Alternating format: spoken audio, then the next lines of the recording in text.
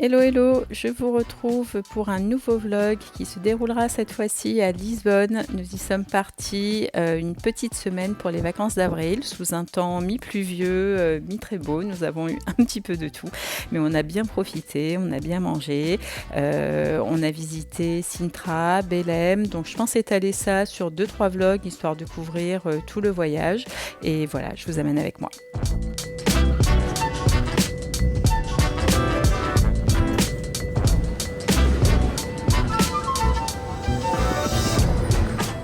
Donc nous avons posé nos bagages, enfin pas tout de suite, dans la rue là d'où déboule le gars en gris. C'était super bien placé au pied du métro et très central. Comme on ne pouvait pas encore disposer de l'appart, on a mangé dans ce petit resto, le Lusitania, qui était au pied de l'immeuble. Super bon, grosse portion, délicieux, pas cher, que des locaux à l'intérieur. Donc vraiment un des meilleurs restos du séjour au final. Voilà. Ensuite on a repris le funiculaire qui nous a amené dans le quartier au-dessus de la rue San Pedro et au Miraduro de Alcantara, où il y a une de nombreuses collines qui entourent la ville avec un point de vue magnifique à chaque fois. Ce jour-là, il faisait très beau, donc je vous laisse en musique sur la découverte du quartier.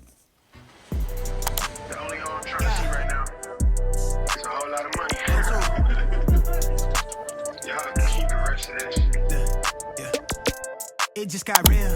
Say how you feel. God is mad. Yeah, that's too bad. Off of my dick, I got him stressed out. Look at me, I'm blessed now. Tell him I'm the best out. Giving nothing less, but you guess to see my third eye. You see my halo. Untamed, no cage, ho. Clip it through the payroll. I'm about my banknotes. Good look, they taking those. What if we waiting on? It's what I prayed for, right? Black, black, tell them back. Just how I get my lick back. On the get back. They won't hear me get the last laugh. I'm the last. Then it all Voilà pour ce petit quartier qui était très sympa et donc comme vous l'avez vu essentiellement commerçant. On est redescendu ensuite du côté du Bairro Alto mais assez vite. On était levé depuis assez tôt le matin, on était arrivé à la mi-journée à Lisbonne. Donc là on a préféré pour le soir prendre des choses à grignoter puis rentrer directement au Airbnb. Donc je vous retrouve directement pour le J2.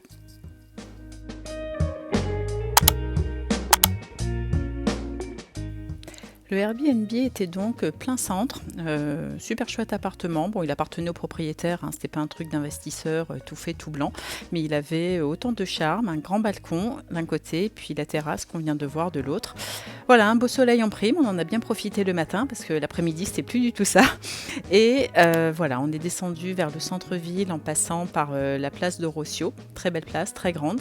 Et puis après, nous avons amorcé notre descente de la Rua Augusta. On est passé par l'ascenseur, là, Santa Justa, mais il y avait beaucoup trop de monde et bon, vu le point de vue, on avait d'autres choses à faire. Il a commencé un petit peu à pluvioter, donc on ne se sentait pas de faire la queue. Finalement, on ne l'a pas fait. Et voilà, on a défilé la Rua Augusta, l'une des rues principales. Alors, il y a plein de pâtisseries, elles se valent pas toutes. Là, on n'a pas pu s'empêcher, sur le coup de 11h, de prendre une de ces grosses croquettes fourrées au fromage. C'était bon, si on aime le fromage fondu, bien sûr, et la morue. Mais à 8 balles la croquette, franchement, si j'avais vu le prix avant, j'aurais quand même passé mon chemin. Mais ma fille a adoré. Donc voilà, on est descendu petit à petit vers le fameux arc de triomphe qui fait moitié moins de celui qu'on a en France mais qui est tout aussi beau. Et puis la place du commerce, très jolie aussi, même si on l'aurait préféré sous un ciel bleu.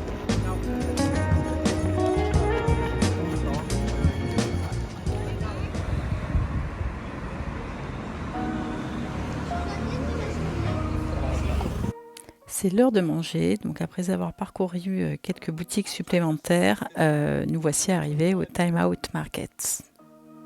Yeah, show him I can still rap though. Now I'm in the game, I was on the bench.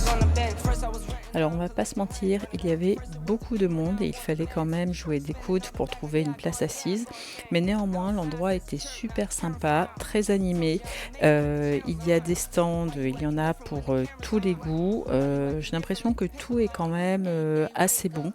Nous, en tout cas, ce qu'on a pris était super satisfaisant. Ma fille a pris un stand japonais et moi, j'ai pris ce plateau qui était super bon de A à Z. Et pour finir, on a terminé avec des glaces italiennes, des glaces artisanales de cette marque-là à retenir. Elles étaient vraiment succulentes. Voilà, donc ça c'est le temps qu'on a eu à la sortie du Time Out Market. Voilà, normalement Pink Street est une rue un peu lounge où il fait bon venir boire un verre en fin de journée pour chiller au soleil. J'aime autant vous dire que l'ambiance n'était pas du tout comme ça ce jour-là, même si les parapluies de la déco étaient finalement plus qu'à propos. Voilà, nous c'était notre deuxième jour à Lisbonne, donc on n'avait pas du tout envie d'aller s'enfermer ou que ce soit. On avait envie de continuer de découvrir la ville sans trop se mouiller non plus. Et ça faisait un moment que notre fille nous bassinait pour reprendre un tuk-tuk, ce qu'on s'était en général plutôt refusé à faire vu le coût. Mais là, nécessité fait loi, donc c'est parti.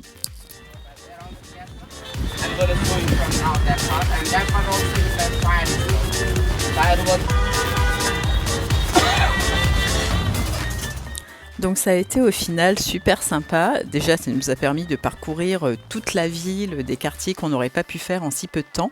Il nous lâchait sur les différents points de vue qui étaient moitié encombrés de brouillard, mais c'était sympa quand même. Et il nous a relâchés 1 heure ou 1 heure et demie plus tard, je sais plus, place du commerce, où nous avons pu poursuivre la balade sous un ciel redevenu bleu.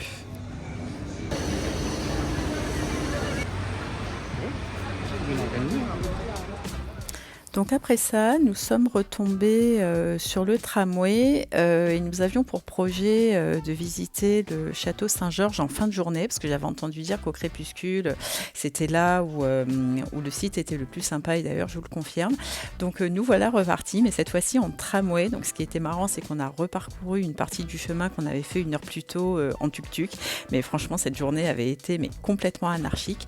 Voilà, donc on s'est baladé un petit peu dans l'Alfama. Et puis on a regagné le château Saint-Georges qu'on voit là en point de vue. On l'a regagné par les petites rues. Et voilà, donc je vais vous laisser en musique sur les images du vieux Lisbonne et du château à la fin, par lequel nous avons donc terminé la journée.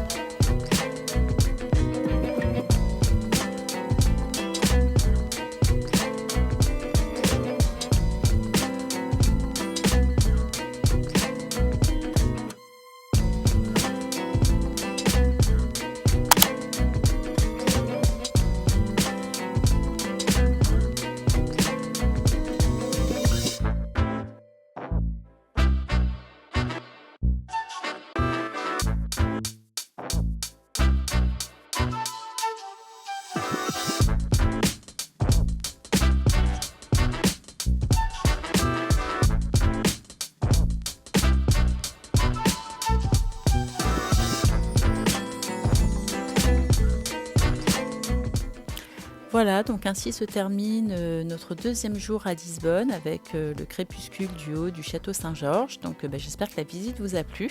On est redescendu par le vieux quartier de l'Alfama et je vous retrouve très vite pour le deuxième vlog et donc le troisième jour qui se déroulera donc à Belém. Ciao ciao. My eyes agree. It's almost like when we first met. Oh, I don't care, it's getting too late.